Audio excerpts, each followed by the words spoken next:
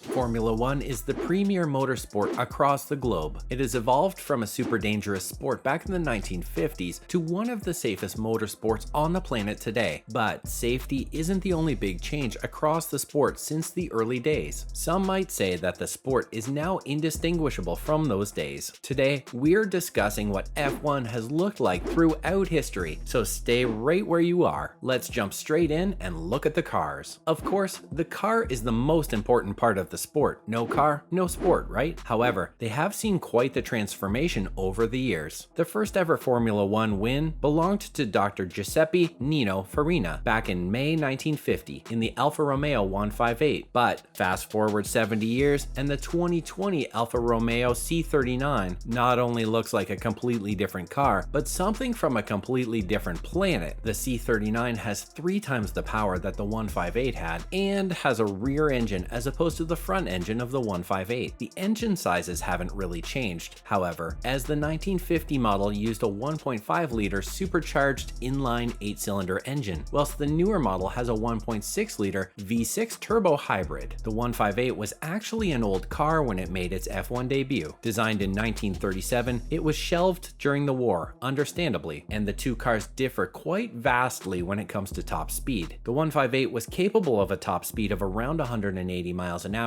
whilst the 2020 model is capable of a full 40 miles per hour more, topping out at around 220 miles per hour. And of course, there are other differences too. Modern cars have 8 gears, selected using paddle shifters on the steering wheel, whilst the early models used a traditional clutch system with a 4-gear H-pattern gearbox. What do you guys make of the earlier model cars? Give us your thoughts below. Next up, we're talking about the teams. Stick around. Nowadays, the top teams such as Red Bull, Mercedes, and Ferrari are thought to employ anywhere from 300 to 1,200 people, including mechanics, sales and marketing, as well as designers and R&D, which is in stark contrast to that very first race back in 1950. Grainy footage from the inaugural F1 race shows just a handful of mechanics zipping about pre-race. Back then, Alfa Romeo were seen as one of the big boys, and the team featured 4 drivers: legendary Argentinian Juan Fangio, the 2 Italians, Fagioli and Farina, as well as Reg Parnell. But even with such a large driving team, they still only maybe had a dozen team members looking after the 4 cars. Nowadays, teams will have 4 team members taking care of just 1 wheel when the cars come into pit. Of course, the big boys are willing to spend millions of dollars to bring in the best talent, given the huge sums of money on offer, and on any one race day, team members just involved solely on the car can number around 100. If we look back at the 1950 teams, the big boys back then consisted of Alfa Romeo and Talbot, who wouldn't have had 100 people in the whole organization. So it's safe to say F1 teams have grown considerably over the years. What have you guys made of the evolution of Formula One teams? Let us know in the comments. Safety is up next. Stay tuned. Possibly the biggest change throughout the whole sport since those early days, F1 is now a pretty safe sport, all things considered. Legendary English driver Stirling Moss always used to say that it was better to be thrown from the car than to be burnt alive, referring to the non-existent seatbelts on F1 cars back in the day. You could also witness drivers throwing their cars around the rudimentary tracks back in the 1950s wearing no helmets. Insane. These days, drivers are held in place with a 6-point harness, roll and crash structure, as well as the game-changing halo, which actually saved the life of Zhu Ganyu at Silverstone earlier this month. Thankfully, we have moved on slightly since then, and helmets these days are of course not only mandatory, but some of the strongest in the entire world. It took a slew of deaths throughout the early days for organizers to bring up safety standards, but these days, fatalities in F1 are extremely rare. Since Ayrton Senna's tragic passing back in 1994, there has only been 1 death, Jules Bianchi at Suzuka back in 2015. If it wasn't for modern safety standards, Bianchi would have been killed outright, but he fought for 9 months, sadly later losing his battle at home in France. There are even hospital standard medical facilities at each and every track these days, with helicopters on hand to transport crash victims straight to the hospital. Who is your team? The drivers are coming through now. Stay with us. If you were to look at old footage of the drivers from that first race back in 1950, you would probably notice how old they actually look. That's because they were considerably older than they are these days. The average age of the field was, in fact, 39 years old, but there were guys in their 50s racing back then. Juan Fangio, Argentina's 5-time champion, didn't win win his first world title until he was 40 years old. The idea of a 40-year-old driver winning a world title these days is pretty much incomprehensible. This is because the fitness required to challenge consistently is off the charts. Most of the drivers these days are in their 20s and, at a push, early 30s. The average age is 26. The stamina needed to sit in a cockpit, which can reach temperatures of up to 50 degrees Celsius, rules most senior drivers out. It's now a young man's game. But this isn't the only difference. Drivers back in the day were semi-professional and came from a wide range of backgrounds. I mean, we even had a Thai prince in the field back in 1950, as well as a jazz band leader and a doctor. This would be unheard of in these days, as the demanding schedule means drivers have to be locked in for 9 months out of the year. Who is your favorite driver of all time? Let us know below. Next up, we're talking tracks. Back in the 1950s, the tracks being used for Formula One races were nothing short of shambolic. The world-famous British track Silverstone was a converted wartime airbase